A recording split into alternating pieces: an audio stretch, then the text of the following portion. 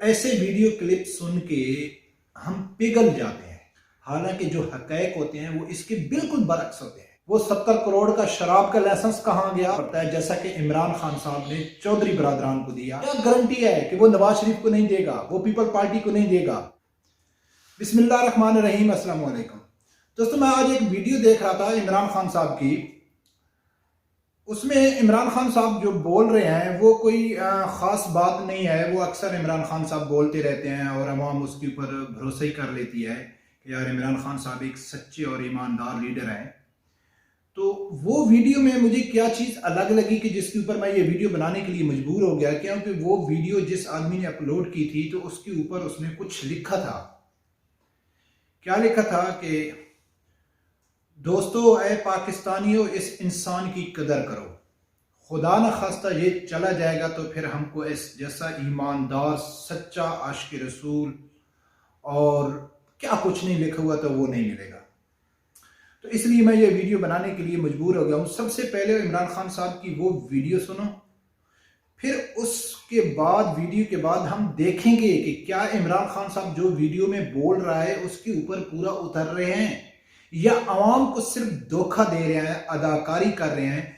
वो उस वीडियो के बाद में बात करेंगे, पहले वो वीडियो। अरबों रुपए की चोरी करके बड़े बड़े घर बाहर, अरबों रुपए की इनकी प्रॉपर्टीज, इनको माफ कर दूं। वो बेचारे जो कई मजबूरी में चोरी करते हैं, कईयों के घरों में खाना नहीं है, वो जेलों में सड़े हैं। और ये मैं अल्लाह को कैसे फेस करूंगा जी। देखिए, हमारे नबी सल्लल्लाहु अलैहि वसल्लम का कौल है कि तुम्हारे से पहले बड़ी कौमें तबाह हुई, जिधर ताकतवर ये चोरों के लिए, बड़े डाकुओं के लिए एनआरओ मिल जाए और गरीब लोग बेचारे जेलों में गले, कई बेचारे मर जाते हैं, उनके केस ही नहीं लगते।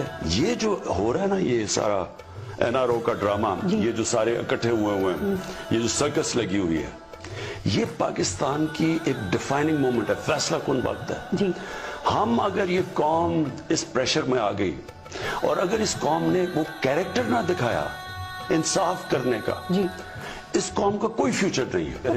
तो दोस्तों, आप लोगों ने सुना है कि इमरान खान साहब क्या कह रहे हैं, बड़े इमोशनल होके कह रहे हैं। इसके ऊपर यही लिखा हुआ था जिस दोस्त ने कि देखो इमरान खान साहब इमोशनल हो गए, रोने लग गए, बहुत दिल से कह रहे थे कि मैं अल्लाह को क्या जवाब दूंगा अगर मैं इन लोगों को माफ़ कर दिया, करप्ट लोगों को माफ़ कर दिया, चोरों और डाकुओं को माफ़ कर दिया, तो मैं रोज़े क़यामत अल्लाह को क्या जवाब दूंगा।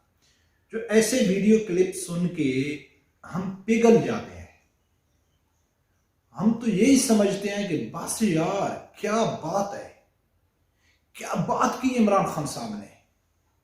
हम तो बस आंखें बंद करके बस अंधे ही यकीन कर लेते हैं कि यार कोई भी हो, इमरान खान साहब ना कोई भी हो, अगर वो ऐसी वीडियो आती है तो हम कहते हैं कि यार ये तो बहुत बड़ा ईमानदार और सच्चा लीडर है। हालांकि जो हक़ाइक़ होते हैं वो इसके बिल्कुल बरअक्स होते हैं। मैं आज आप लोगों को वो पूरी तफसील से, डिटेल से बताऊंगा कि क्या वाकया इसके ऊपर इमरान खान साहब पूरे उतर रहे हैं या आवाम को सिर्फ और सिर्फ बेवकूफ़ बनाने के अलावा कुछ नहीं कर रहे। तो आप लोगों ने सुना कि इमरान खान साहब क्या कह रहे थे कि मैं किसी चोर को, किसी करप्ट को, किसी माफिया को कैसे माफ़ कर दूं, करोड़ों रुपए लूटने वालों को मैं कैसे माफ़ कर दूं, मैं अल्लाह ताला को क्या जाके जवाब दूंगा। तो अभी इसके ऊपर देखते हैं कि क्या इमरान खान साहब ने किसी को माफ़ किया है कि नहीं किया है। चलो, इसके लिए आप एक वीडियो देखो, फिर आगे बात करें। परवेज इलाही जो इस पंजाब का सबसे बड़ा डाकू है। परवेज इलाही को आपने पंजाब का सबसे बड़ा डाकू कहा और उसके बाद उनको कोलिशन में डाल दिया, ये कॉम्प्रोमाइज था। चले और बात करें, मेरे हर सवाल का जवाब। मालियत तकरीबन 6.5 अरब रुपए है। तो 1986 में -9 लाख, आज 6.5 अरब। और इसी तरह चौधरी शुजात हुसैन ने 6.5 लाख रुपए कर्जा लिया था उसी साल में। दोनों ने एक ही साल में पॉलिटिक्स शुरू की तो उन्होंने 6.5 लाख रुपए कर्जा लिया। आज उनके सासाजाद की मालियत जो है वो 3.5 अरब रुपए है। तो ये सारी सूरत हाल है। अच्छा, अब ये सारा कुछ जानने के बाद, ये सारा कुछ नैब ने कहा, मुझे नहीं पता इस बारे में, सारी बात है, नैब ने अपना एक केस बिल्ड किया हुआ था और अब इस इंक्वायरी को रोक दिया गया। तो वो जो उस इंटरव्यू के दौरान उन्होंने फरमाया था ना कि छोड़े मंसूर, कोई और बात करें, वो दरअसल में कहानियां इधर आके फिट होती है। मैं हमेशा अपनी कौम से सच बोलूंगा। देखो, आप लोगों ने सुना है कि इमरान खान साहब क्या कहते थे कि जो पंजाब के सबसे बड़े डाकू हैं, सबसे बड़े चोर हैं, सबसे बड़े माफिया हैं, उनके लिए इमरान खान साहब ने क्या किया? उनको नैब से क्लियरेंस मिल गया। किसके लिए? सेनेट, जो अभी आप लोगों ने देखा है, जो सेनेट इलेक्शन हुए जिसमें अक्सरियत इमरान खान साहब ने की है। तो ये पूरी स्टोरी देख के कि इमरान खान साहब क्या कहते हैं कि मैं अल्लाह को क्या जवाब दूंगा, बहुत ही ईमानदार, बहुत ही वफादार, सच्चे पक्के पाकिस्तानी बनते हैं। और सब लोग यही कहते हैं कि इमरान खान जैसा ईमानदार तो आदमी पाकिस्तान में है ही नहीं। इस हवाले से मैंने हिंदी फिल्म देखी थी, 2 हिंदी फिल्में मुझे याद आ रही हैं। एक में संजय दत्त का डायलॉग है और एक में अमरीश पुरी का डायलॉग है। एक अमरीश पुरी की फिल्म है, मेरे ख्याल है हलचल ही फिल्म है, कि अमरीश पुरी एक आदमी को, एक कोई पुलिस ऑफिसर होता है, उसको खरीदने के लिए जाता है। तो वो जो पुलिस ऑफिसर होता है वो ईमानदार होता है। वो बोलता है कि आप मेरी बोली नहीं लगा सकते, आप मुझे नहीं खरीद सकते, मैं एक बहुत ईमानदार ऑफिसर हूं। तो क्या किया कि उसने वो कीमत बढ़ाते गया। जो अमरीश पुरी था वो कीमत बढ़ाते गया, करोड़, 2 करोड़, 10 करोड़ ऐसे कर गया। तो वो जो ईमानदार ऑफिसर था ना, वो पिघल गया। तो उधर अमरीश पुरी का एक डायलॉग है, बहुत मशहूर डायलॉग है। वो क्या कहता है कि इस दुनिया में हर आदमी बिका हुआ है, बस सिर्फ कोई कीमत लगाने वाला हो, कीमत लगाने वाला आदमी हो, बिकाऊ हर आदमी है। बाकी एक संजय दत्त की मूवी में वो एक मनीषा कोइराला को क्या कहता है कि भाई हर लड़की, हर औरत बाजारी बिकाऊ है, बाजार में बिकने वाली चीज है। हाँ, उसका बिकने का तरीका अलग है। कोई पैसे पे बिक जाती है, कोई बंगले से बिक जाती है, कोई अच्छी नौकरी से बिक जाती है, कोई वादे से बिक जाती है, यानी कि संदूर से बिक जाती है।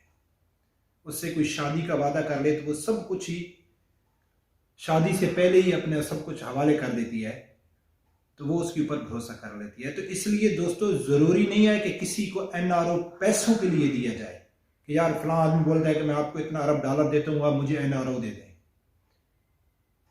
हाँ, एनआरओ मिलता है, जरूर मिलता है। कोई अपनी कुर्सी बचाने के लिए एनआरओ देता है, कोई कुर्सी को पाने के लिए एनआरओ देता है। किसी की कुर्सी का क्या मैं बोल दूं कि एक जो उसका, हम अपनी जुबान में पावा बोलते हैं, अगर वो किसी का एक पावा हिल रहा हो तो उसके नीचे चप्पर लगाने के लिए, यार मेरी कुर्सी मजबूत हो जाए, हिले नहीं, किधर मैं गिर ना जाऊं, उसके लिए भी एनआरओ देना पड़ता है। जैसा कि इमरान खान साहब ने चौधरी बरादरान को दिया, क्योंकि चौधरी बरादरान इमरान खान साहब की बैसाखी हैं। एमक्यूएम इमरान खान साहब की बैसाखी है। एमक्यूएम के लिए इमरान खान साहब क्या कुछ नहीं बोलते थे, ये रा के एजेंट हैं, ये इंडिया के एजेंट हैं, ये कातिल हैं, ये इन्होंने टारगेट किलिंग करते हैं। लेकिन कभी आपने इमरान खान साहब के मुंह से सुना है एमक्यूएम के बारे में? बल्कि वो तो पार्लियामेंट में खड़े होकर क्या कहते हैं कि यार ये जो एमक्यूएम वाले हैं ये तो बड़े नफीस लोग हैं, बड़े रहमदिल लोग हैं। तो मेरा आप लोगों से सवाल है, खासकर जो इमरान खान साहब की सपोर्टर हैं, तो यार प्लीज आप ये बता दो कि जो इमरान खान साहब कहता है ना कि मैं एनआरओ नहीं दूंगा, वो किसको? सिर्फ शरीफ खानदान को बोलता है? मुझे कोई फर्क नहीं पड़ता है शरीफ खानदान, पीपल पार्टी, किससे। चोर चोर ही होता है, एनआरओ ही होता है। जरूरी नहीं है कि वो नवाज शरीफ को दिया जाए या पीपल पार्टी को दिया जाए। जो भी अपनी कुर्सी बचाने के लिए, सेनेट के वोट खरीदने के लिए किसी के भी साथ कंप्रोमाइज करता है, तो जरूरी वो क्या वो ईमानदार ही रहता है? हाँ, क्या ईमानदारी के ऊपर तब शक किया जाए जब वो नवाज शरीफ को एनआरओ दो या पीपल पार्टी को दे? जब उसके बैंक से कुछ पैसा निकल आए तब उसकी ईमानदारी पे शक होएगा। जंगीर को छोड़ देना, शहजाद अकबर को छोड़ देना, दाऊद रज़ाक को छोड़ देना, जितने करप्ट माफिया हैं, उस्मान बज़दार को छोड़ देना।